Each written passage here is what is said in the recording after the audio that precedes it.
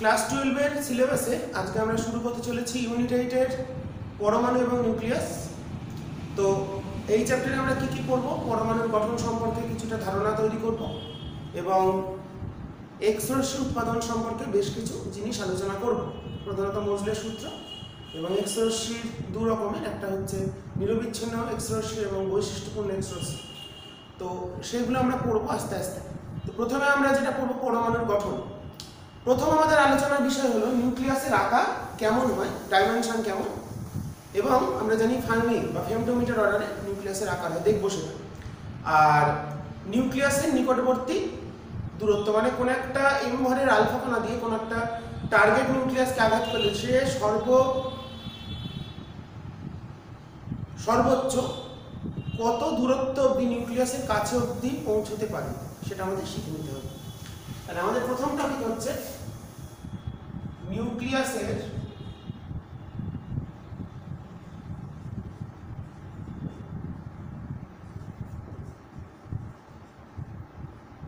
আকার ও নিকটবর্তী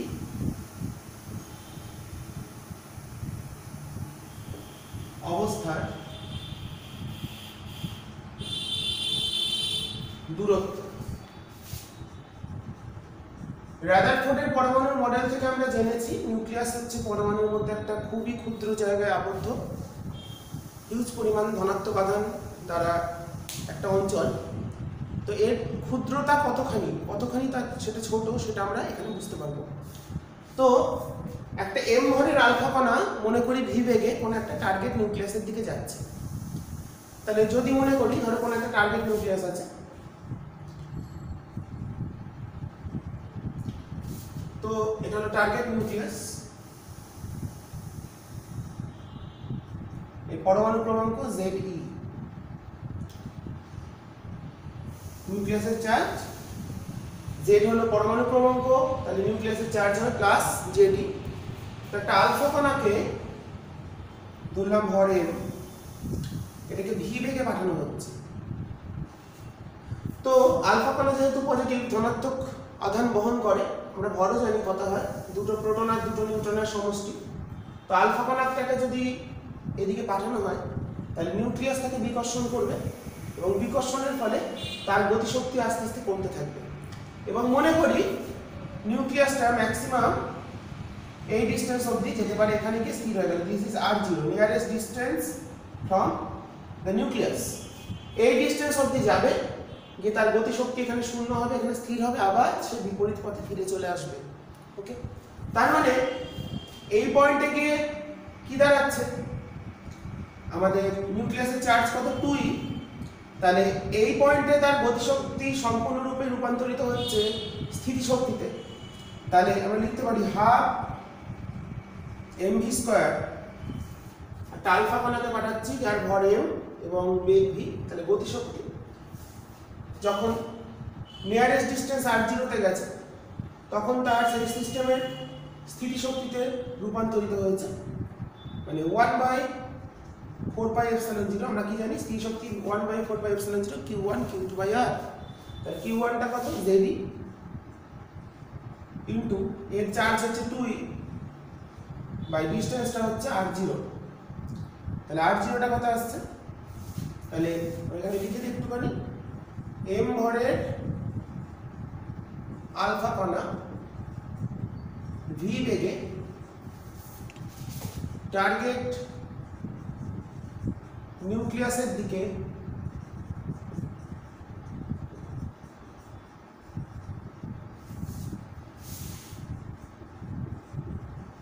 অগ্রসর হলে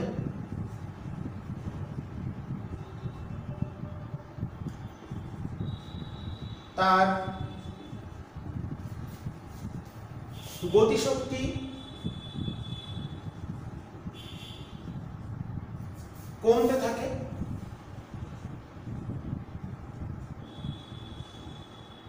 এবং নিউক্লিয়াস থেকে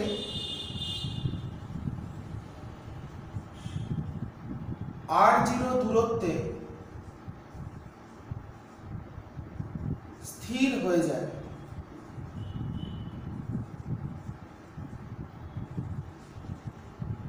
এরপর সে বাউন্স ব্যাক করে, মানে ওই একই পথে ফিরে চলে আসে। তাহলে এখান থেকে যদি আমরা r0 এর মানটা ক্যালকুলেট করি, r0 এর মানটা আমরা যদি ক্যালকুলেট করি, তাহলে r0 টা কত আসছে আমাদের এখান থেকে? 2 গুলো কেটে গেল, 1/4 টা রাখলাম কনস্ট্যান্ট যেহেতু। তাহলে 4z square by mv square, 4z square by mv square into this, চারটা কাটতে পারি। এটার মান মোটামুটি 10⁻⁻14 মিটার হয়। বিভিন্ন নিউক্লিয়াস ব্যবহার করে যদি আমরা এই ভ্যালুগুলো বসাই, ভিটা বেগ, এমটা আলফা কণার ভর, জেডটা পরমাণু ক্রমাঙ্ক, ইটা ইলেকট্রন চার্জ, এই ভ্যালুটা জানি।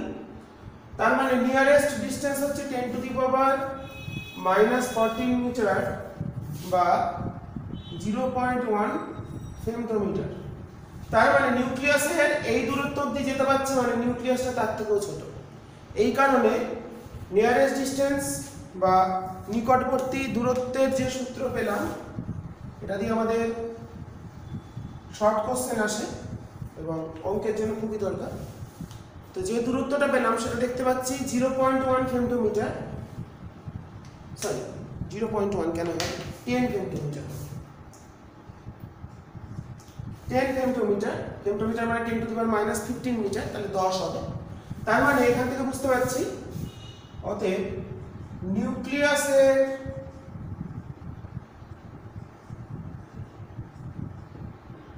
আকার লেস দেন, এর থেকেও ছোট,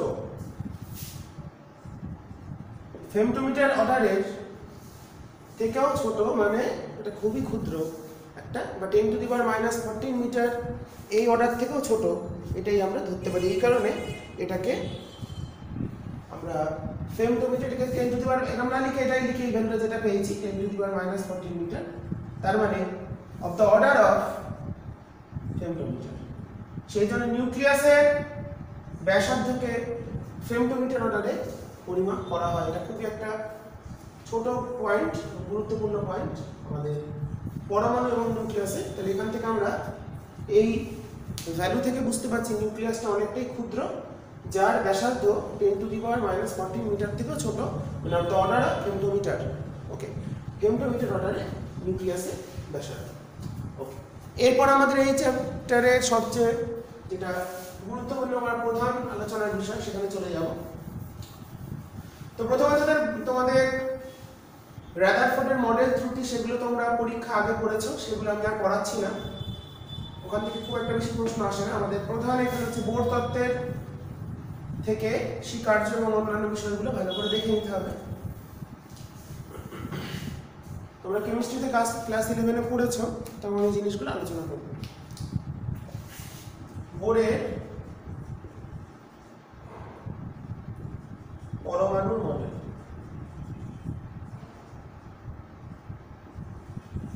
এটাকে বলা হয় হাইড্রোজেন লাইক অ্যাটম মডেল, বা যেটা শুধুমাত্র 1 ইলেকট্রন সিস্টেম,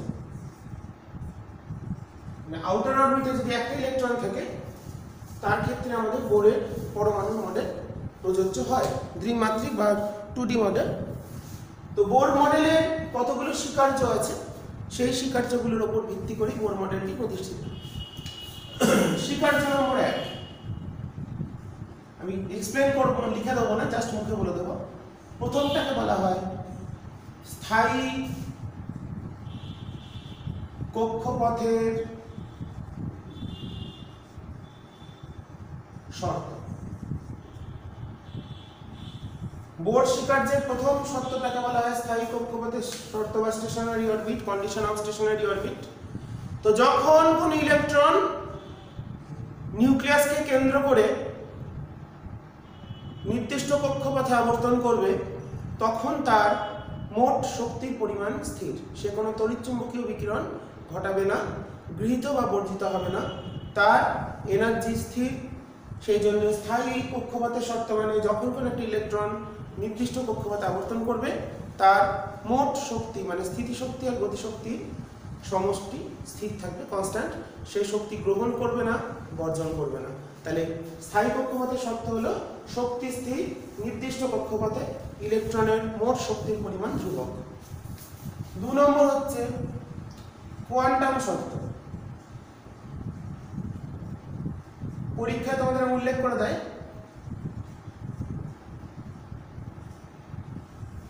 খুব ইম্পর্টেন্ট, এটা আমরা আগে ব্যবহার করেছি বোর তত্ত্ব থেকে, ডি ব্রগলি যখন প্রমাণ করেছিলাম। কোয়ান্টাম শর্ত কি বলছে, যখন কোন ইলেকট্রন নিউক্লিয়াসকে কেন্দ্র করে আবর্তন করবে, ইলেকট্রনগুলি সেই সকল কক্ষপথেই আবর্তন করতে পারবে যেখানে তাদের অ্যাঙ্গুলার মোমেন্টাম বা কৌণিক ভরবেগ h/2π এর সরল গুণিতক হবে। কি বললাম, যখন কোন ইলেকট্রন নিউক্লিয়াসকে কেন্দ্র করে নির্দিষ্ট কক্ষপথে আবর্তন করবে তখন তার কৌণিক ভরবেগ, ইলেকট্রনগুলি সেই সকল কক্ষপথেই আবর্তন করতে পারবে যেখানে তাদের কৌণিক ভরবেগ mvr হবে mvnrn। এটা n তম কক্ষপথে, সেটা হচ্ছে nh/2π বা nh কাট। এটাকে বলা হচ্ছে প্রিন্সিপাল কোয়ান্টাম নাম্বার বা মুখ্য কোয়ান্টাম সংখ্যা।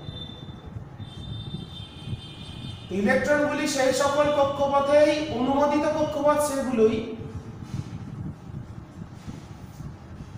যেখানে তাদের কৌণিক ভরবেগ h/2π এর সরল গুণিতক হবে বা h কাটের সরল গুণিতক হবে। তাহলে কক্ষপথগুলো quantized with respect to angular momentum, angular মোমেন্টামটা অবশ্যই h/2π এর সরল গুণিতক হবে, মানে 1h/2π 2h/2π লাইক দিস, কখনোই ফ্র্যাকশন হতে পারে না।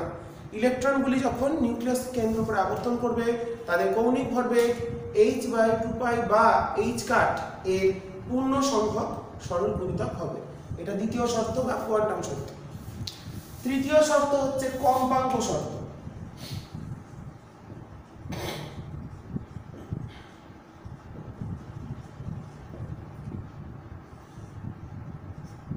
কম্পাঙ্ক শর্ত কি বলছে, স্থায়ী কক্ষপথ বলেছিল যখন কোন ইলেকট্রন নির্দিষ্ট কক্ষপথে অবস্থান করবে সে শক্তি গ্রহণ করবে না, আবার বর্জনও করবে না। তাহলে কখন গ্রহণ বর্জন করবে, যখন একটা ইলেকট্রন একটা কক্ষপথ থেকে অন্য কক্ষপথের পথে জাম্প দেবে, মানে স্থানান্তরিত হবে, কক্ষপথ থেকে কক্ষপথে স্থানান্তরের ক্ষেত্রে সে শক্তি গ্রহণ বা বর্জন করে যদি দুটো স্টেট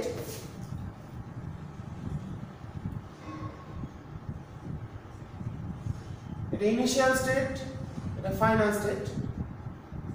এখানে এনার্জি হলো ইলেকট্রনের EI, এখানে E, তাহলে এখান থেকে ইলেকট্রনটা যদি জাম্প করে এখানে যায় তাহলে শক্তি গ্রহণ করবে কতখানি h নিউ পরিমাণ। নিউটা কম্পাঙ্ক, এইচটা হলো প্ল্যাঙ্ক কনস্ট্যান্ট, তার জন্য একটা নির্দিষ্ট ফ্রিকোয়েন্সি পাওয়া যাবে, নির্দিষ্ট কম্পাঙ্কযুক্ত তড়িৎচুম্বকীয় বিকিরণ সে গৃহীত হবে। আবার ইলেকট্রনটা যখন জাম্প করে নিচে স্টেটে ফিরে আসবে তখন সে মাইনাস এনার্জি মানে এনার্জি ছাড়বে, আর লোয়ার স্টেট থেকে হায়ার স্টেটে গেলে, নিম্ন শক্তি স্তর থেকে উচ্চ শক্তি স্তরে গেলে শক্তি গ্রহণ, উচ্চ থেকে নিম্নতে গেলে শক্তি বর্জন। তার মানে দুটো স্টেটের মধ্যে এনার্জি ডিফারেন্স,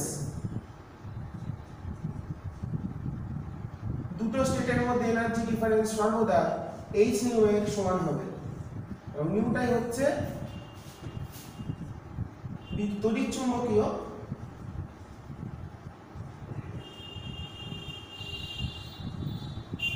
বিকিরণের বা ফোটনের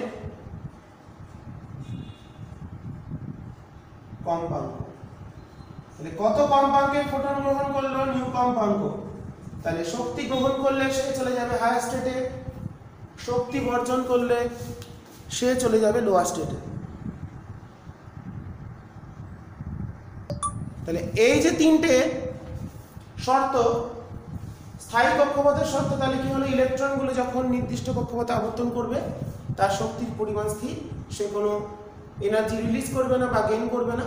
সেকেন্ড পয়েন্ট, ইলেকট্রনগুলির সেই সকল কক্ষপথে অনুমোদিত কক্ষপথ বলা হবে যেখানে তাদের কৌণিক ভরবেগ h/2 পাই এর সরল গুণিতক হবে। এবং 3 নম্বর কি, ইলেকট্রনগুলি যখন একটা স্টেট থেকে অন্য স্টেটে, একটা কক্ষপথ থেকে অন্য কক্ষপথে স্থানান্তরিত করবে, সে শক্তি স্তর থেকে দ্বিতীয় শক্তি স্তরে যাওয়ার সময় হয় সে এনার্জি গেইন করবে, এনার্জি গেইন করলে হায়ার এনার্জি স্টেটে চলে যাবে, এনার্জি রিলিজ করলে লোয়ার এনার্জি স্টেটে ফিরে আসবে। তাহলে শক্তি গ্রহণ করে উচ্চ শক্তি স্তরে স্থানান্তরিত হয়, আর শক্তি বর্জন করলে নিম্ন শক্তি স্তরে বা এনার্জি স্টেটে স্থানান্তরিত হয়। তো এইগুলোর উপর ভিত্তি করে এই তিনটে পয়েন্টের উপর ভিত্তি করে আমাদের এবার বোর তত্ত্বের ব্যাখ্যা এবং বোর মডেলটা আমাদের বুঝে নিতে হবে। ঠিক আছে, এবার আমাদের আলোচনার বিষয় বোর মডেলের ব্যাখ্যা।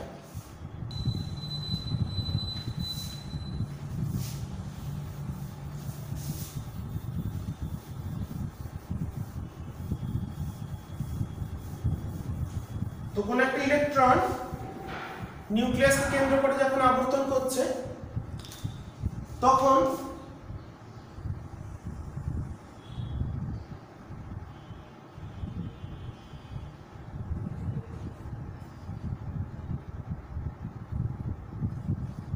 নিউক্লিয়াসকে কেন্দ্র করে আবর্তন করছে, এটা নিউক্লিয়াস যার ZE।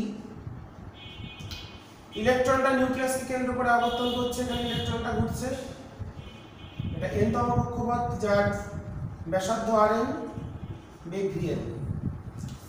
তো এক্ষেত্রে ইলেকট্রনের উপর যে কুলম্ব বল দ্বারা আকর্ষিত হয়, সেই কুলম্ব বলই ইলেকট্রনটাকে ঘোরার জন্য অভিকেন্দ্র বলে যোগান দেয়। তাহলে ইলেকট্রনের উপর ক্রিয়াশীল কুলম্বীয় আকর্ষণ বল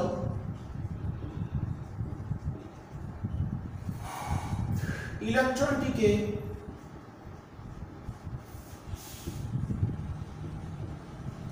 নিউক্লিয়াসকে কেন্দ্র করে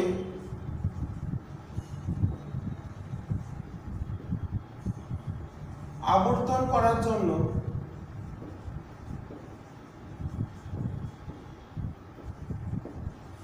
অভিকেন্দ্র বলের যোগান দেয়।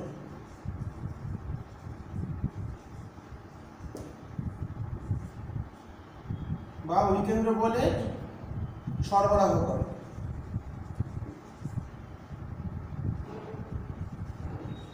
তাহলে এখানে কুলম্ব বলটাই হচ্ছে যে বলটা কাজ করবে, সেটাই ইলেকট্রনকে যোগান দেবে কি হিসাবে, অভিকেন্দ্র বল হিসেবে কাজ করবে। তার মানে কুলম্ব বল কত, 1/4πε0 Z²/Rn equals to mVn²/Rn।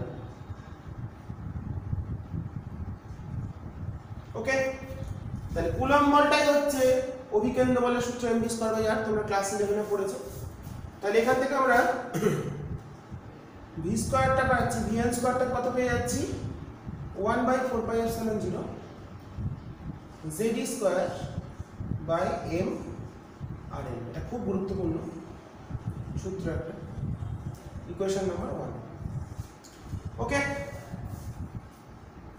তাহলে vn² বা mv² Z²/Rn। এখানে আমি mটা রেখে দিলাম, ইচ্ছে করে থাক mটা এখানে দিই, আমাদের এই সূত্রটা মনে রাখতে হবে, কাজে লাগবে। তাহলে Z²/Rn into 1/4πε0 mvn²। Now from quantum condition, বোরের কোয়ান্টাম শর্ত অনুসারে, এটা হচ্ছে কোয়ান্টাম শর্ত,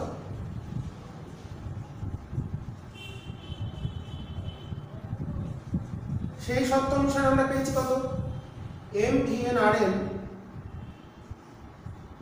equals to nh/2π। তাহলে এখান থেকে যদি আমরা vn এর ভ্যালুটা ক্যালকুলেট করি, nh/2π mRn ইকুয়েশন নাম্বার 2।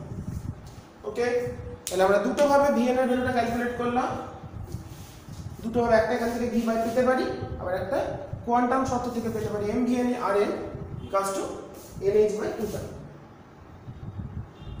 ওকে, তাহলে এবার এই যে vn এর মানটা পেলাম সেই মানটা যদি এখানে পুট করি, ওপরটা মুছে দিচ্ছি বা তোমরা ঠিক করে লিখতে আরম্ভ করবে।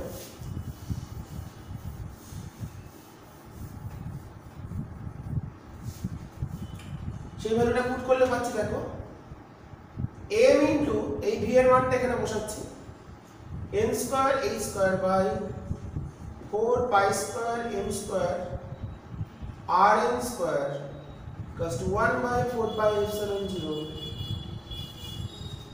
z square by rn। এখান থেকে আমরা n তম বোর কক্ষপথের ব্যাসার্ধটা পেয়ে যাচ্ছি। rn টা চলে গেল, rn একটা কাটলো, তাহলে rn টা এদিকে গেল, তাহলে হলো m একটা m ও কেটেছে, তাহলে n square h square by 4 pi epsilon 0 টা রাখছি, তাহলে চলে আসছে কত into 4 pi epsilon 0, 4 pi epsilon 0, তাহলে একটা m থাকছে, তাহলে 4 pi square m z square. বিশাল সূত্র এসছে, এই সূত্র তো মনে রাখা সম্ভব না, খুবই বড়। তবে জিনিসটাকে দেখো n স্কয়ার ছাড়া এখানে n স্কয়ার বাই z ছাড়া বাকি যে অংশগুলো আছে, n স্কয়ার বাই z ছাড়া বাকি যে অংশগুলো আছে মানে হচ্ছে h স্কয়ার 4 পাই এপসিলন 0 সবগুলো মিলে ধরলাম r0। এইটা আমাদের মনে রাখতে হবে।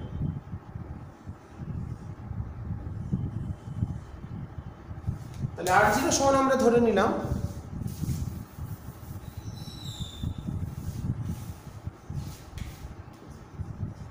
কত ধরলাম h square 4 pi epsilon 0 by 4 pi square m square.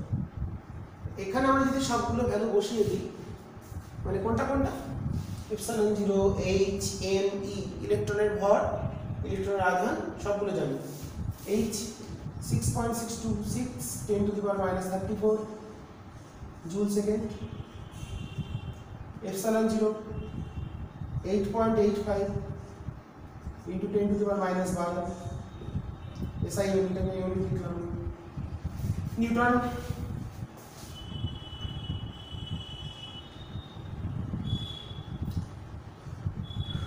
अच्छा, তারপর চলে আসছে আমাদের m 9.11 10 to the power minus 31 kg, ইলেকট্রনের charge 1.6 10 to the power minus 19 joule coulomb. Sir joule কেন বলছি,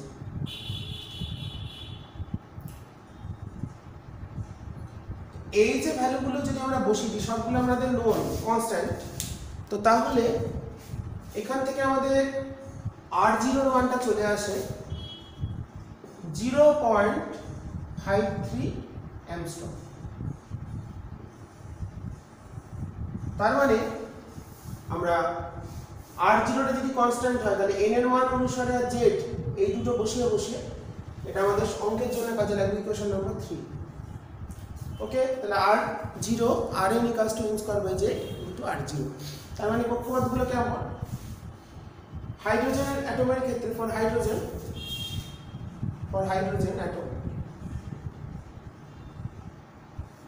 তাহলে প্রথম কক্ষপথ 1 নম্বরের মান হলো r0 এর সমান, দ্বিতীয়টা কত 4r0, তারপর তৃতীয়টা কত হবে 9r0, তার মানে বেড়ে যাচ্ছে। প্রথমটা যদি এখানে থাকে তারপরে এটা, তাহলে r আরো দূরে, তাহলে দূরত্বটা ক্রমশ বেড়ে যাচ্ছে, n স্কয়ারে প্রপোর্শনালে বাড়ছে ব্যাসার্ধের নিউক্লিয়াস থেকে কক্ষপথগুলির দূরত্ব বা শক্তি স্তরগুলি। ওকে, তো এই যে rn এর মানটা পেলাম, rn এর মানটা আমরা 2 নম্বর সমীকরণে বসিয়ে দিলে 2 নম্বর সমীকরণ অনুসারে from 2 আমরা কি লিখতে পারি, তাহলে from ইকুয়েশন নাম্বার 2 আমরা পেয়ে যাচ্ছি দেখো vn equals to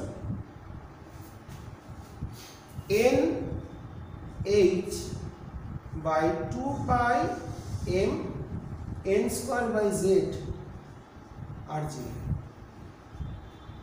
okay, vn equals two পেয়ে গেলাম এটা, তাহলে বা vn ইকুয়ালস টু আমরা এখানে বসিয়ে দিলাম, তো আমরা এটা মুছে দিতেই পারি 2 নম্বর সমীকরণটা। তাহলে vn টা পেয়ে গেলাম z by n h by 2 pi m r0। তো এই যে জিনিসটা z আর n ছাড়া সবই ভ্যারিয়েবল, সরি কনস্ট্যান্ট, z আর n ছাড়া সবগুলো কনস্ট্যান্ট, এই মানগুলো যদি আমরা বসিয়ে দিই তাহলে এটার ভ্যালু চলে আসে c বাই 137, সেটা মনে রাখো, সিটা হচ্ছে আলোর বেগ, মানে 3 × 10⁸ মিটার পার সেকেন্ড। আর এটাকে আমরা বলতে পারি v0, তাহলে v0 টা কত, c বাই 137, এটা আসবে হচ্ছে 2.18 10⁶ মিটার পার সেকেন্ড। 2.18 10⁶, এটার থেকে মনে রাখা, থেকে এটা মনে রাখা সহজ। এই v0 এর মানটা মানে প্রথম বোর কক্ষপথে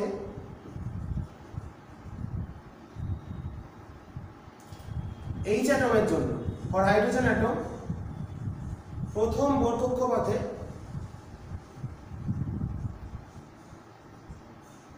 ইলেকট্রনের বেগ v0, মানে v1 টা কত আসছে, n যদি 1 হয় তাহলে z টা 1 n টা 1, তাহলে v টা আসছে c বাই 137, এটার মান কত আসে 2.18 10⁶। এর মানটা মনে রাখবে, না পারলে c বাই 137 মনে রাখবে। ওকে, যে জায়গাগুলো সূত্রগুলো মনে রাখা দরকার সেগুলো আমি বলে দিচ্ছি। অঙ্কের ক্ষেত্রে এটা কাজে লাগবে, এটাও আমাদের। তাহলে vn এর ভ্যালু কত পেয়ে গেলাম, vn অঙ্কের জন্য z by n into v0, এটাকে আমরা v0 দিয়ে ডিনোট করছি, c বাই 137 কে v0 দিয়ে ডিনোট করছি, ইকুয়েশন নাম্বার 4। ওকে, তাহলে vn পেলাম, n তম কক্ষপথের ব্যাসার্ধ পেলাম, n তম কক্ষপথে বেগ পেলাম। এরপর চলে যাই আমাদের যে সূত্রগুলো আমরা আস্তে আস্তে একত্রিত করছি।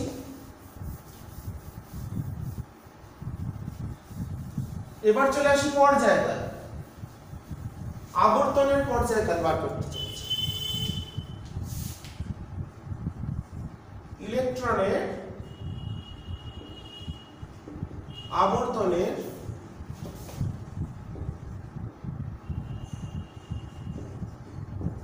পর্যায়কাল ও কম্পাঙ্ক।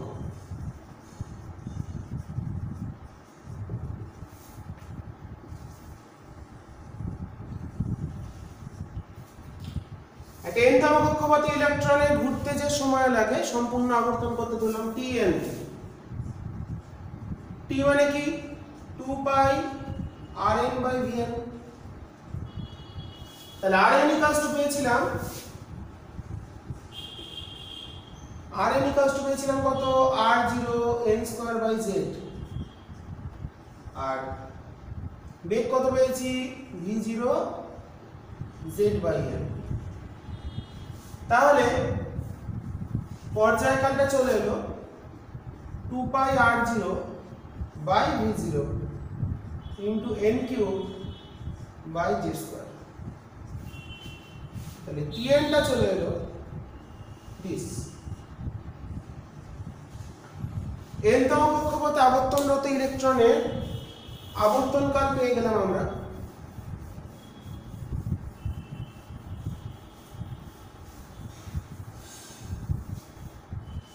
কত পেয়ে গেলাম, এটাকে আমরা বলতে পারি tn ইকুয়ালস টু t0, প্রথম বোর কক্ষপথে ইলেকট্রন আবর্তন বেগ বাই z²। তাহলে n তম কক্ষপথে ইলেকট্রনের কৌণিক ভরবেগ প্রপোর্শনাল টু নির্দিষ্ট পরমাণুর ক্ষেত্রে n³ এর সমানুপাতিক হলো তার পর্যায়কাল। সুতরাং কম্পাঙ্ক যদি হিসাব করি, কম্পাঙ্ক জানি হচ্ছে 1/t, পর্যায়কালের অনুরূপকে কম্পাঙ্ক বলে। 1 সেকেন্ডে যতগুলি পূর্ণ কম্পন হয় সেটা 1/t। তাহলে এটা কত আসবে μ0 মানে 1/t0z²/n3। তার মানে μ is proportional to 1/n3।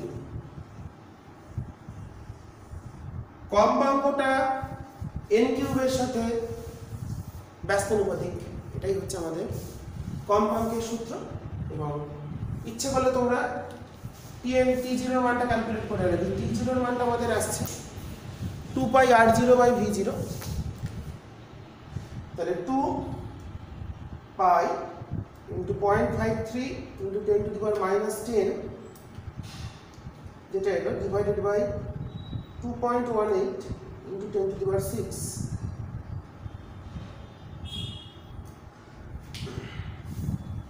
t0 টা আসছে 1.5275, তাহলে 53 10⁻⁻16 সেকেন্ড। আর তাহলে μ0 টা আসবে 6.546, তাহলে 6.55 10⁻15 হার্টজ। তাহলে হাইড্রোজেন অ্যাটমের ক্ষেত্রে প্রথম কক্ষপথে আবর্তনরত ইলেকট্রনের পর্যায়কাল এবং কম্পাঙ্কটা আমরা হিসাব করলাম। তো এরপর আমরা চলে যাব ইলেকট্রনের শক্তি, যা আমরা কিছুটা হিসাব করে রেখেছি আগে। তাহলে ব্যাসার্ধ হলো, বেগ হলো, কম্পাঙ্ক হলো, পর্যায়কাল হলো এবং তার মানগুলো আমি দেখিয়ে দিয়েছি কিভাবে আসছে। এরপর ইলেকট্রনের শক্তি আমরা হিসাব করব।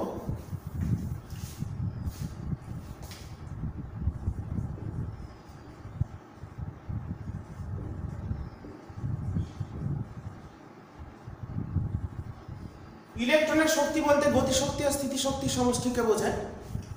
তো আমাদের m, তাহলে গতিশক্তি যদি বলি,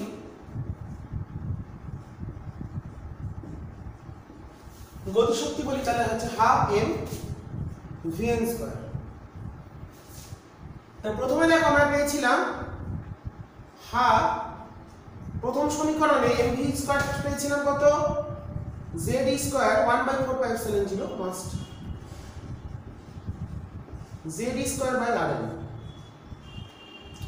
তাহলে এটা হলো তার মানে 1/4πε0, তাহলে লিখবো এরকম করে কনস্ট্যান্ট ইনটু z²/2rn।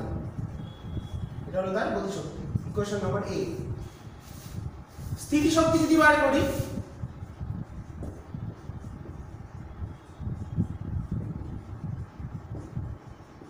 দুটো চার্জের ক্ষেত্রে স্থিতিশক্তি, দুটো চার্জ যদি q1 q2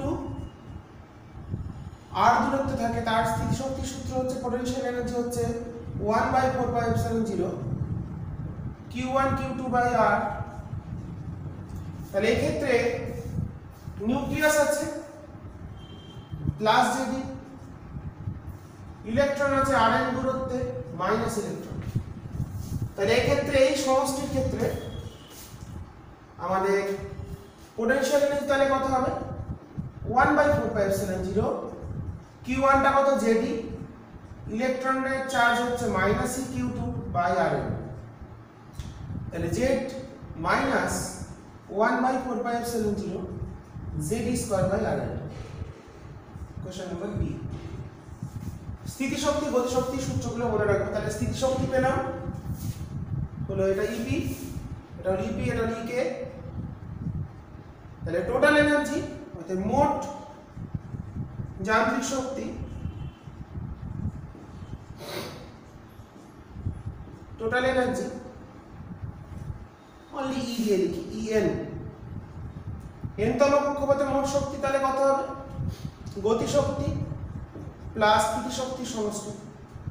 তাহলে এটা পেয়েছিলাম কত 1/4πε0 z²/2rn প্লাস 1/4πε0 মাইনাস z²/rn।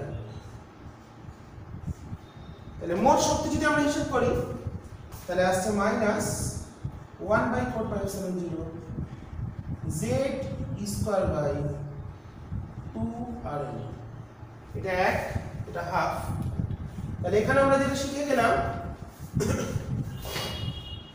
কোন একটা ইলেকট্রন যখন কক্ষপথে আবর্তন করবে তার মোট শক্তি, টোটাল এনার্জি, এর যা মান হবে Z²/2Rn, Z²/2Rn, তার গতি শক্তির মানের সমান হবে এবং এদের প্রত্যেকের মান স্থিতি শক্তির মানের অর্ধেক হবে। স্থিতি শক্তি এসেছিল Z²/Rn, তাহলে তার অর্ধেক বাই 2টা নেই এখানে, এখানে 2 আছে। আর খেয়াল রাখতে হবে কি,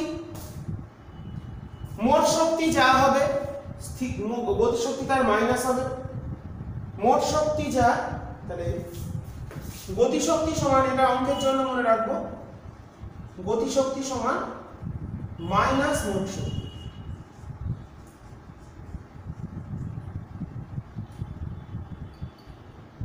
আর স্থিতি শক্তি সমান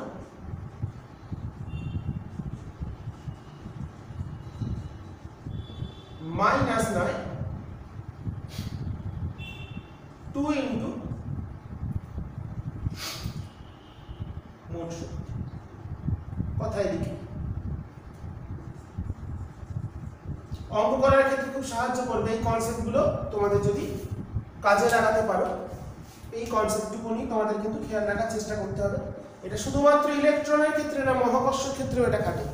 মহাকর্ষ ক্ষেত্রেও এই সূত্রগুলো এভাবেই চলে আসে। তাহলে এটা আমরা মোট গতিশক্তি, স্থিতিশক্তি, মোট শক্তি সব পেয়ে গেলাম। এটা হচ্ছে ইকুয়েশন নাম্বার। তো এই হলো আমাদের সম্পর্ক। এবার মোট শক্তির যে, তাহলে এই সূত্রগুলো আমাদের খেয়াল রাখতে হবে, Z²/2Rn প্লাসে, Z²/2Rn মাইনাসে, আর Z²/Rn মাইনাসে। ওকে, মোট শক্তিটা মেনলি খেয়াল রাখবে, এই কন্ডিশনগুলো খেয়াল রাখবে। তো এবার মোট শক্তির যে রাশিমালাটা আমরা পেয়েছি সেটাকে একটু ভিন্ন রূপে নিয়ে যাব, কারণ Rn এর মানটা আমরা বসাতেই পারি। এখন মোট শক্তি সমান পেলাম -1/4πε0 Z²/2Rn। Rn পেয়েছিলাম R0 n²/z। এই Rn এর মানটা যদি এখানে বসিয়ে দেওয়া হয়, অর্থাৎ En চলে আসছে -1/4πε0 Z²/2 ইন্টু Rn এর ভ্যালুটা, that is R0 into n²/z। R0 n²/z, তো আমাদের যেটা পড়ে থাকলো মাইনাস E²/8π করে দিই, 8πε0 R0 ইন্টু Z²/n²।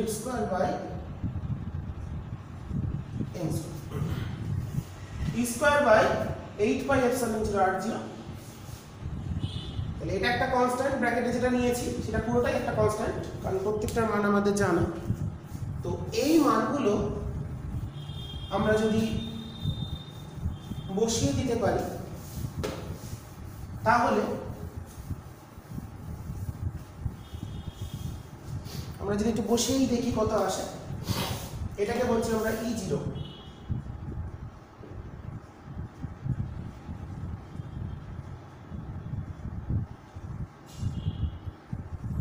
E0 এর মানটা কত আসছে, একদম হচ্ছে গ্রাউন্ড স্টেট এনার্জি। কোন একটা E0টা অ্যাকচুয়ালি হাইড্রোজেন অ্যাটমের গ্রাউন্ড স্টেট এনার্জি, কারণ Z = 1 n = 1 হয়। তো E0 এর মানটা কত আসছে 1.6 10⁻⁻19 হোল স্কয়ার বাই 8π, এটাকে এরকম করে লিখি 2 ইন্টু 1/9 ইন্টু 10⁻9 ইন্টু 0.53 10⁻10। এত ইন জুল, জুল থেকে ইভিতে গেলে ইলেকট্রনের চার্জ দিয়ে ভাগ করতে হয়, তাহলে এটাকে ফাইনালি আমরা চলে এলাম ইভিতে। কি করলাম, একটা ইলেকট্রন দিয়ে যদি ভাগ করি তাহলে এই হোল স্কোয়ারটা কেটে গিয়ে একটা পাওয়ার থাকে। তো আমরা এটা ক্যালকুলেট করে দেখি কত ইলেকট্রন ভোল্ট আসছে, সেটা আমরা দেখে নেব। 1.6 into 10 to the power minus 19 divided by into একটা চলে আসবে into 9 into 10 to the, এটা উপরে চলে গিয়ে 9 into 10 to the power 9 divided by 2 into 0.53 into 10 to the power minus 10, 13.584 eV, যেটাকে বলা হয় 13.6 eV। তাহলে আমাদের ফাইনাল অ্যান্সার ফর্মুলাটা চলে এলো total energy minus 13.6 z square by n square। Total energy formula বার করতে গেলে এটা দিয়ে আমরা করব।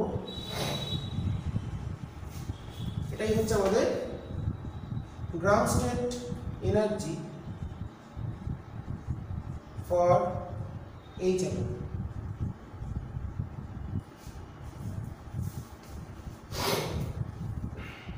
গ্রাউন্ড স্টেট এনার্জিটা তাহলে কত, এইচ অ্যাটমের তাহলে দাঁড়াবে -13, মাইনাসটা নিতে হবে, আর এটাকে আয়নাইজেশন এনার্জি বলা হবে হাইড্রোজেন অ্যাটমের ক্ষেত্রে।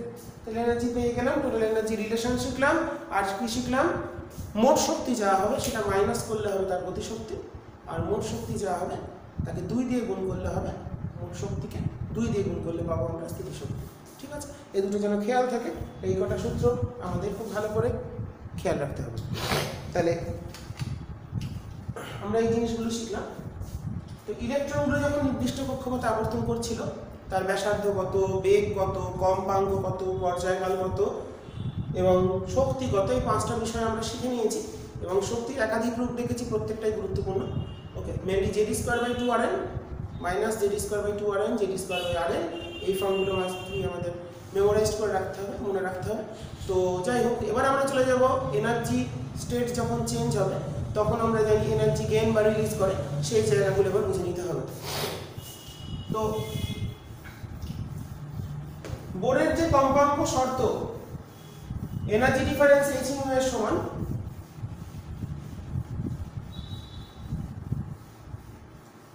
Energy difference equals two h nu, সেখান থেকে আমরা শুরু করব। তো আমরা nth পেয়েছি মাইনাস E0 z²/n², এটা হচ্ছে আমাদের কোন একটা স্টেটে ইলেকট্রন এনার্জি। সূত্রটা মনে রাখবে, খুব সহজ সূত্র। আশা করি তোমাদের সূত্রগুলো মনে রাখতে, ছোট ছোট সূত্র করে দিয়েছি, বড় সূত্র দিয়ে অঙ্ক করবো না, ছোট দিয়ে করবো। ঠিক আছে, আমি লিখে দিচ্ছি শেষে কোনগুলো আমাদের মনে রাখতে হবে। তো একটা ইলেকট্রন n1 স্টেট থেকে n2 স্টেটে জাম্প করবে, তাহলে এনার্জি গেইন করবে, আমাদের যে কোনো একটা ধরতে হবে। তার মানে এখানে আমরা লিখতে পারি En2 এই state energy minus En1 plus two h nu। এখানে কত ফ্রিকোয়েন্সির ফোটন সে গ্রহণ করেছে, nu frequency. Nu frequency photon সেখানে গ্রহণ করেছে হায়ার স্টেটে যাওয়ার জন্য। তাহলে তাই যদি হয়, এখান থেকে আমরা যদি ভ্যালুটা লিখি, তাহলে E0 z² 1 বাই, তাহলে আসছে n1² মাইনাস আছে, কম উল্টে যাবে 1/n2² সমান h c বাই ল্যামডা। আমাদের ক্যালকুলেট করতে হবে ল্যামডা বা ওয়েভলেন্থটা কত। তাহলে 1/λ চলে এলো E0 by hc into z² 1/n1² minus 1/n2²। E0 by hc, এই ভ্যালুটা আমরা একটু ক্যালকুলেট করে দেই কত আসে। E0 বাই hc মানে E0 ছিল 13.6 ইন্টু 1.6 ডিগ্রি থেকে জুলে করে নিচ্ছি, এইটা হচ্ছে 6.625 বা 6, আমরা যেটা ধরি সেটাই ধরবো, 10 টু দি পাওয়ার মাইনাস 34, আর সিটা হচ্ছে 3 ইন্টু 10 টু দি পাওয়ার 8। ওকে, তো ক্যালকুলেট করে আমাদের কি ভ্যালু আসে সেটা আমরা একটু দেখে নেব, দেখে নিয়ে আমরা আবার এগোবো। 1/λ কে বলা হয় তরঙ্গ সংখ্যা, নিউ বার, তাহলে এটা আমাদের কত আসছে 13.6 into 1.6 into 10 to the power minus 19 divided by 6.626 10 to the power minus 34 multiplied by 3 into 10 to the power 8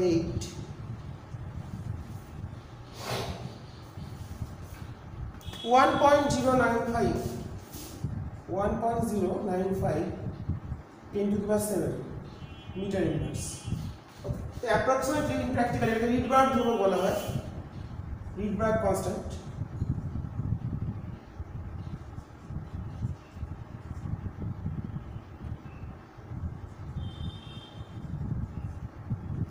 Rydberg constant বলা হয় r, তাহলে এটা 1 by lambda some constant r z square into 1 by n1 square minus 1 by n2 square. খুব important relation for numerical problem, এবং এখান থেকে আমাদের বেশ কিছু জিনিস শিখবো। 1 by lambda কে বলা হয় নিউ বার, তরঙ্গ সংখ্যা, নিউ বার কে বলা হয় তরঙ্গ সংখ্যা এর নাম। তো r এ তোমরা যদি ইউজ করবে 1.097, এটা তো আমরা ক্যালকুলেট করলাম অ্যাপ্রক্সিমেটলি সেম ভ্যালু। তো ইন প্র্যাকটিস যেটা ব্যবহার করব 1.097 10 to the power 7 metre inverse, এই ভ্যালুটা নিয়ে আমরা সবসময় কাজ করব। আর ওকে, আমি সবসময় এই ভ্যালুটাই লিখব অঙ্ক করানোর সময়, যদি কিছু দেওয়া থাকে আলাদা ব্যাপার। তো n1 স্টেট থেকে n2 স্টেটে জাম্প করার সময় সে কত তরঙ্গ দৈর্ঘ্য গ্রহণ করলো বা বর্জন করলো সেটা আমাদের এই ইকুয়েশন থেকে বার করব। তো হাইড্রোজেন অ্যাটমের ক্ষেত্রে তাহলে আমরা এই ল্যাম্বডাগুলো একটু দেখি কেমন আসে। হাইড্রোজেন অ্যাটমের ক্ষেত্রে আমরা, তো হাইড্রোজেনের ক্ষেত্রে আর En টা কত এসেছে আমাদের -E0 মানে -13.6 into z square by n square in eV। তো হাইড্রোজেন অ্যাটমের ক্ষেত্রে n = 1 মানে গ্রাউন্ড স্টেট,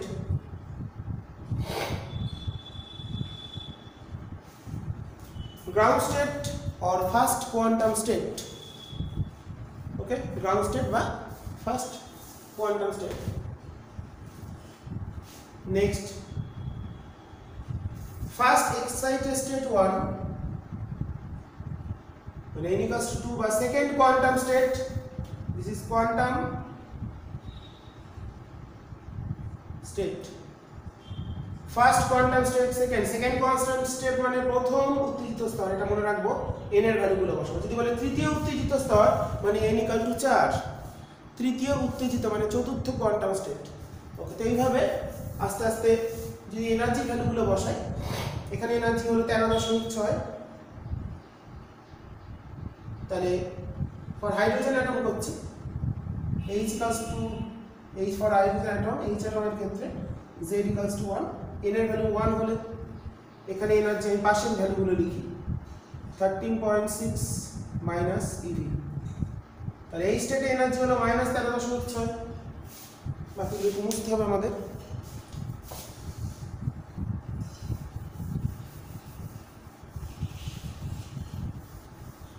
আচ্ছা, সেকেন্ড স্টেটে কত হবে y2 স্কয়ার মানে 3.4। ওকে, তাহলে এনার্জি গ্যাপ কত, এটাকে একটু দূরে দেখানো যাবে, তারপরটা দেখ আরো চলে যাবে। এগুলো এনার্জি গ্যাপগুলো দেখানো হচ্ছে প্রথম জায়গায়, তারপরটা n = 3 মানে সেকেন্ড এক্সাইটেড স্টেট 2 মানে থার্ড কোয়ান্টাম স্টেট বা তৃতীয় কোয়ান্টাম স্তর, তাহলে সেখানে হবে হচ্ছে -1.5 মতন। তাহলে এখানে এনার্জি গ্যাপ 10 এর কাছাকাছি, এখানে কিন্তু কমে যাবে, তারপরটা আরো কম। এক্সাইটেড স্টেট 3 মানে n = 4 approximately 0.85 eV তোমরা দেখতে পাচ্ছ। এইভাবে চলছে এবং শেষে গিয়ে যত ক্লোজ হবে দিয়ে n টেন্ডস টু ইনফাইনাইট, এরপর থেকে এটা কন্টিনিউয়াস হয়ে যাবে, নিরবিচ্ছিন্ন। যদি n = ইনফাইনাইট হলে এটা এখানে তো কন্টিনিউয়াস হয়ে গেছে। তো যাই হোক, n = 4, n = 5, 1 2 3 4 5 কয়েকটা দেখালো। তো কোন একটা ইলেকট্রন কোন স্টেট থেকে অন্য স্টেটে জাম্প করলে কত তরঙ্গ দৈর্ঘ্য বিকিরণ করবে বা গ্রহণ করবে। তো ধরো 4th থেকে 2nd ইয়ারে n equals to 4 to n equals to 2 তো করসপন্ডিং ভ্যালু অফ ল্যাম্বডা আমাদের ক্যালকুলেট করতে হবে তো n equals to 4 থেকে জাম্প করছে n equals to 2 তে তাহলে এখানে যে বিকিরণটা বের হবে ফোটনের তরঙ্গদৈর্ঘ্য কম্পাঙ্কনিক তরঙ্গদৈর্ঘ্য ল্যাম্বডা দুটো কত এই বিকিরণের তরঙ্গদৈর্ঘ্য কত হবে বা কম্পাঙ্ক কত হবে সেটা যদি ক্যালকুলেট করি তাহলে 1 বাই ল্যাম্বডা আর z তো 1 তাহলে 1 by 2 square minus 1 by 4 square তাহলে এটা আসছে 4 4 16 মানে 16ই হলো 16 হলো তার মানে এখানে আসছে কত 4 বিয়োগ 1 নাকি 16 4 বিয়োগ 1 ল্যাম্বডা চলে এলো 16 বাই 3r ঠিক হিসাব করলাম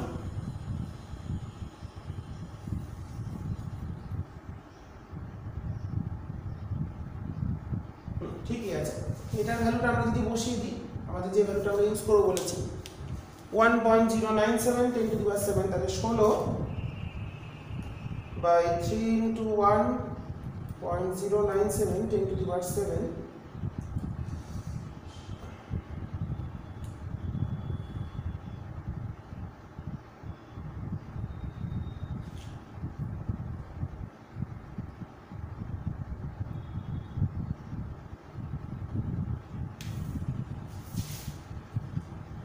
486.117 মানে 2 করে দিলাম into 10 to the power 9 metre তার মানে 486 বা 4862 অ্যান্সার তো দৃশ্যমান শ্রেণী 4000 থেকে 7000 এর মধ্যে এটা বামার শ্রেণী আমি এটা হিসাব করে দেখালাম তো এইভাবে আমরা বিভিন্ন শ্রেণীর ক্ষেত্রে আমরা পেতে পারি তার করসপন্ডিং ওয়েভলেন্থ গুলো কত হবে তো আমাদের যেটা দেখতে হবে এবার এখানে কেমন দেখো আমরা যে শ্রেণীগুলো পাই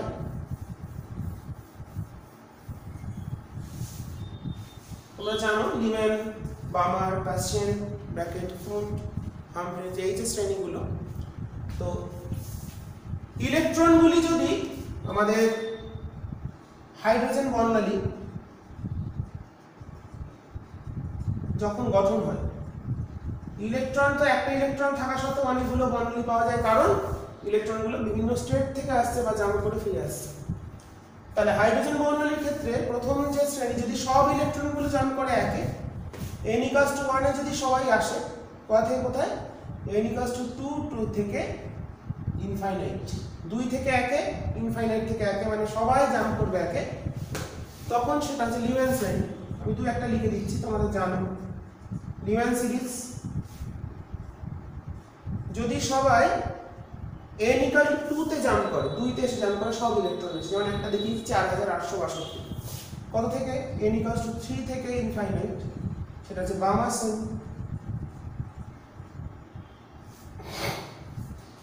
সবাই যদি জাম্প করে n equals to 3 তে কোথা থেকে 4 থেকে ইনফাইনাইট এটা প্যাসচেন এরপর ব্র্যাকেট 4 হলে তুমি তিনটেই দেখালাম ফন্ট হামফ্রি তো বোঝা যাচ্ছে কি করে আসবে 4 5 থেকে ইনফাইনাইট 5 6 থেকে ইনফাইনাইট 7 8 থেকে ইনফাইনাইট তো আমরা এই তিনটে শ্রেণীর ক্ষেত্রে ম্যাক্সিমাম আর মিনিমাম ওয়েভলেন্থ গুলো ক্যালকুলেট করব ওয়েভলেন্থের রেঞ্জ গুলো দেখব তো এই তিনটে শ্রেণীর ক্ষেত্রে ম্যাক্সিমাম আর মিনিমাম ওয়েভলেন্থ গুলো একটু দেখতে হবে তো সেগুলো আমরা খুব বিভিন্ন ভাবে করতে পারি ওকে তো n equals to এটা হচ্ছে 13.6 eV আমি এখানে n equals to 1 লিখলাম this is 3.4 eV minus n equals to 2 n equals to 3 minus 1.5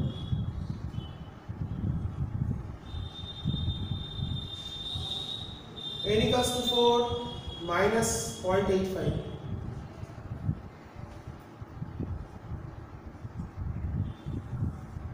0 n equals to infinite দেখতে পাচ্ছি যদি n টা ইনফাইনাইট হয় সামথিং বাই ইনফাইনাইট মিন্স 0 তো লিম্যানের ক্ষেত্রে যদি কাছ থেকে আসে আর দূর থেকে কোনটার ক্ষেত্রে ওয়েভলেন্থ বেশি হবে এটা হচ্ছে নিয়ারেস্ট 2 থেকে 1 ইনফাইনাইট থেকে 1 তো দেখো এই দুটো স্টেটের মধ্যে যে এনার্জি গ্যাপ আর এটার মধ্যে এনার্জি গ্যাপটা অনেক বেশি এনার্জি মানে হচ্ছে h nu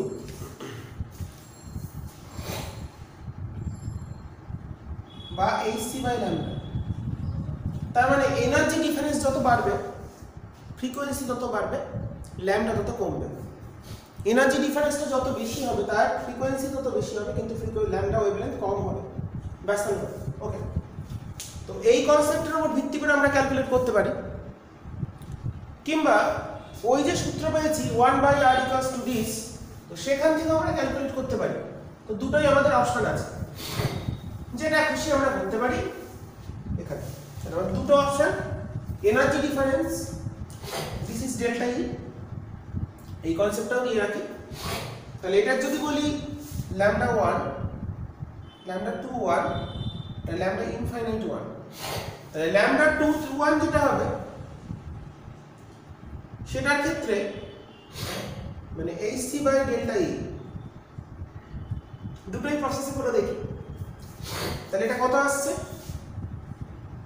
6.625 বা 6 10 to the power minus 34 into 3 into 10 to the power 8 divided by energy difference 10.2 into electronic charge ev থেকে জুলে করে দিলাম এত মিটার 2 থেকে 1 এর মধ্যে এনার্জি ডিফারেন্স কত 13.6 3.4 তাহলে এনার্জি ডিফারেন্স 10.2 ev মাল্টিপ্লাই করলাম ফর্ম কি দিয়ে ইলেকট্রনিক চার্জ দিয়ে তাই ভ্যালুটা কত আসছে আমরা দেখে নিই এটা কনসেপ্টটা ক্লিয়ার রাখতে হবে 6.626 into 10 to the power minus 34 into 3 into 10 to the power 8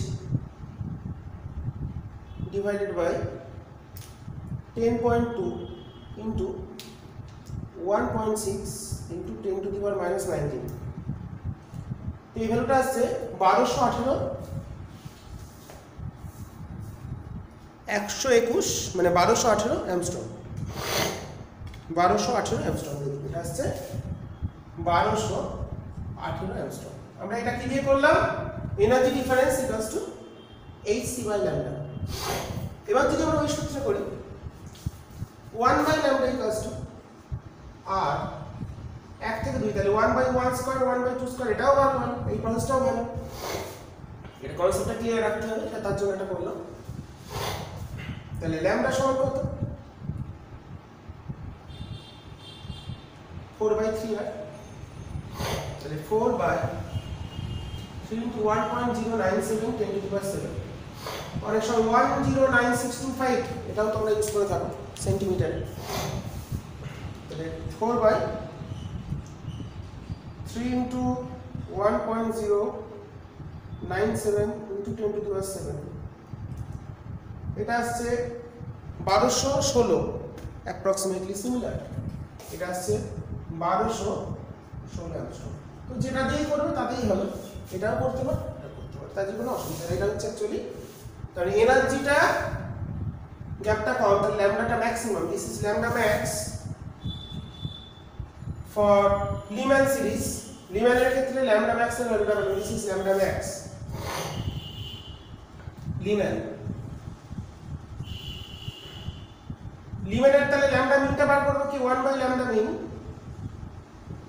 r into এটা দিয়েও করতে পারতাম এই দুটোর মধ্যে এনার্জি গ্যাপ কত যেটা অসীম থেকে আসছে এনার্জি গ্যাপটা সবথেকে বেশি 13.6 বসবে এখানে তাহলে এই সূত্রটা চলে আসবে কারণ এটার যেমন এনার্জি গ্যাপ 13.6 দূর থেকে আসছে মানে তার কম্পাঙ্ক বেশি h নিউটা বেশি তার মানে ল্যাম্ডাটা মিনিমাম হবে এইটা দিয়ে আমরা করতে পারি 1 by 1 square minus 1 by infinite square that is r okay তাহলে আমাদের এখান থেকে চলে আসছে ল্যাম্ডা মিনটা চলে আসছে sorry lambda min that is energy difference, এটা ম্যাক্সিমাম ছিল, তাহলে ল্যামডা মিনটা চলে আসছে 1/r মানে 1.1/1.097 into 10 to the power 7.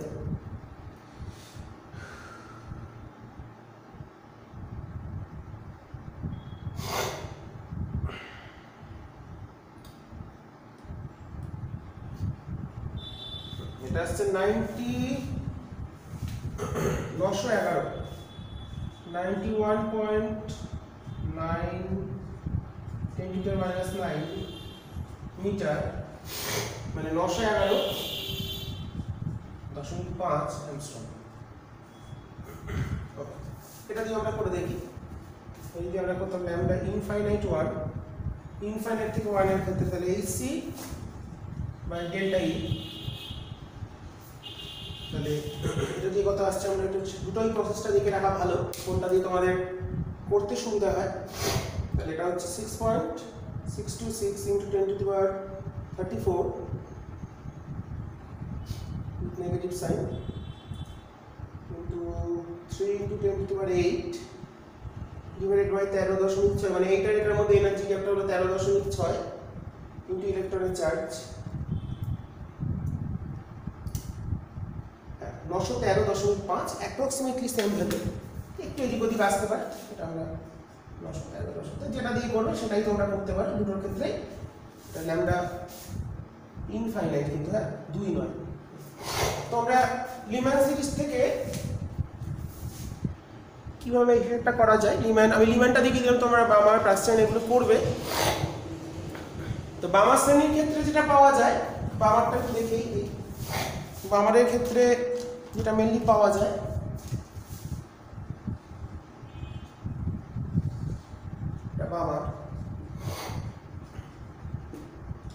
বামারের ক্ষেত্রে যে তরঙ্গ দৈর্ঘ্য দুটো পাওয়া যায়, লিমিটটা মুছে দিলাম,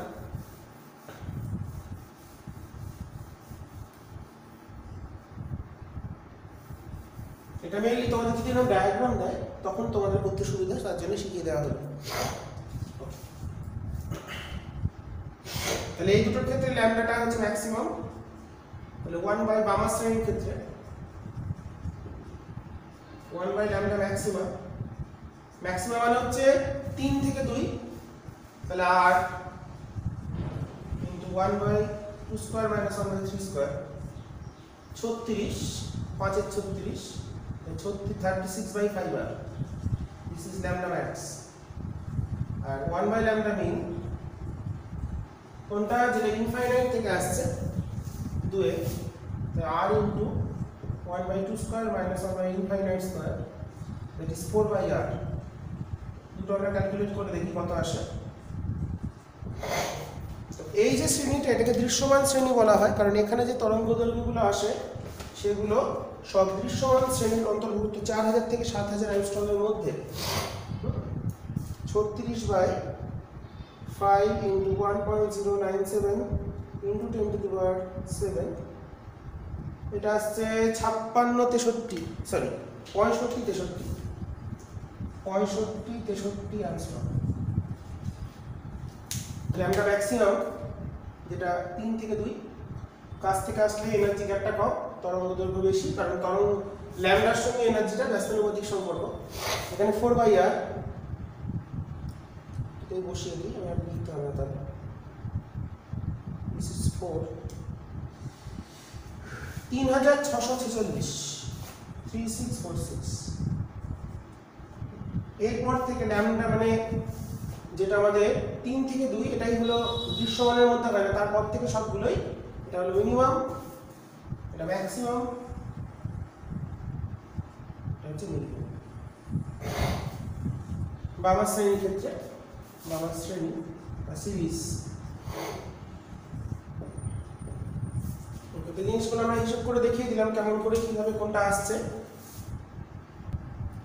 তাহলে তোমরা বাড়িতে একটা লিম্যান ছিল, লিম্যান সিরিজ, বাকিগুলো একটু করবে। লিম্যান বামারটা দেখিয়ে দিলাম, ম্যাক্সিমাম মিনিমাম, প্রত্যেকটা ম্যাক্সিমাম মিনিমাম একটু ক্যালকুলেট করবে। তো আর সূত্রগুলো ভালো করে প্র্যাকটিস করে নিয়ে তোমাদের যে বই আছে সে বই থেকে নিউমেরিক্যালগুলো করার চেষ্টা করবে সূত্রগুলো। তো সূত্র যেগুলো সেগুলো আমাদের যে কটা অঙ্কের জন্য লাগবে একটু এক জায়গায় করে দিই।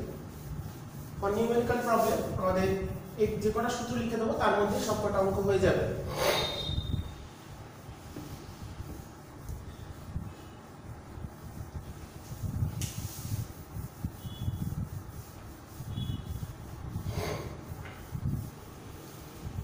অঙ্কের জন্য যে কটা সূত্র গুরুত্বপূর্ণ, 1 নম্বর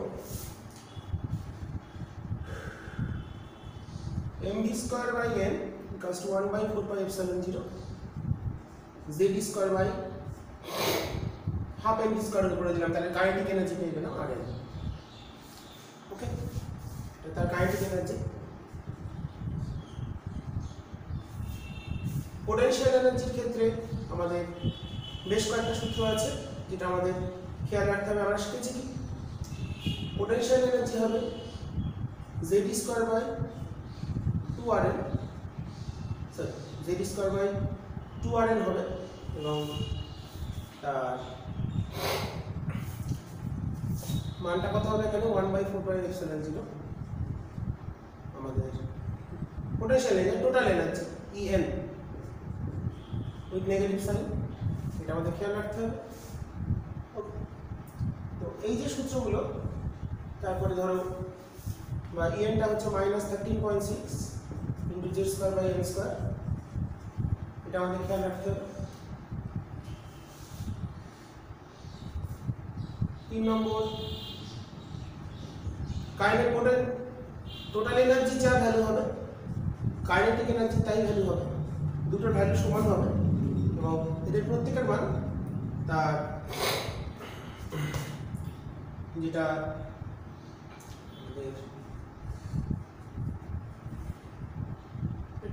কাইনেটিক এনার্জি নামটা এটাকে আমি সহজ করে দিই, এটাকে পোটেনশিয়াল এনার্জি করে দিলাম। Potential energy z square by 2Rn negative sign, এই সূত্রটা একটা পেয়েছিলাম, এরকম একটা সূত্র, এটা আমাদের কাজে লাগবে। আচ্ছা, এটা হচ্ছে প্রত্যেকটা গতিশক্তি আর স্থিতিশক্তি, গতিশক্তি আর মোট শক্তি এদের মান সমান হবে এবং এদের মানগুলো কি হবে তার স্থিতিশক্তি মানে অর্ধেক হবে, এটা আমি বলে দিয়েছি। আর স্থিতিশক্তির ক্ষেত্রে আমাদের এইটা দিয়ে টোটাল এনার্জি বার করে নেবো, দিয়ে বাকিগুলো এটা দিয়ে করবো, ঠিক আছে। আর টোটাল এনার্জির ক্ষেত্রে তো আমরা এই সূত্রটা ব্যবহার করতেই পারি, টোটাল এনার্জি বা ইএন যেটা সূত্র, ইএনটা আমি লিখে দিয়েছি এখানে। কাইনেটিক এনার্জি এরকমভাবে আমরা পেতে পারি। আর এখান থেকে 4 নম্বর Rn যেটা R0 n square by z অঙ্কে কাজে লাগবে। 5 নম্বর কাজে লাগবে Vn equals to V0 z by n কাজে লাগবে, Vn Rn এগুলো প্রত্যেকটাই কাজে লাগবে। ওকে, আর স্থিতিশক্তির যে ফর্মুলা, স্থিতিশক্তির ক্ষেত্রে সূত্রটা তোমরা ব্যবহার করবে 6, অঙ্কের ক্ষেত্রে 1/4πε0 z square by Rn negative sign, z square by q1 q2 by r, এটা মনে রাখতে পারলেই হবে।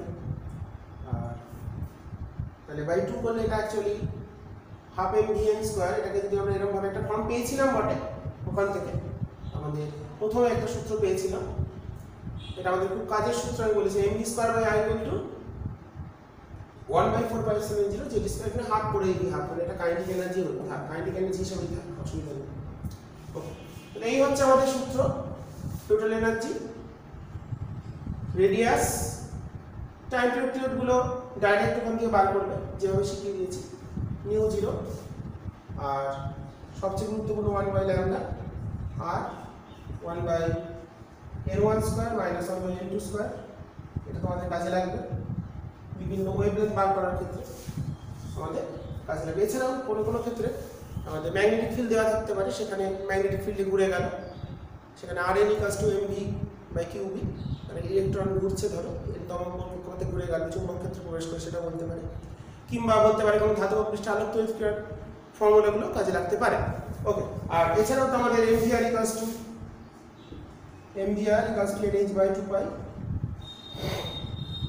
এটা আমাদের কাজে লাগবে, এটাকে আমাদের করতে হবে। অনেক ক্ষেত্রে এনটা বার করে এখান থেকে বলে তার কৌণিক ভরবেগ কত, সেই রিলেশনগুলো কাজে লাগে।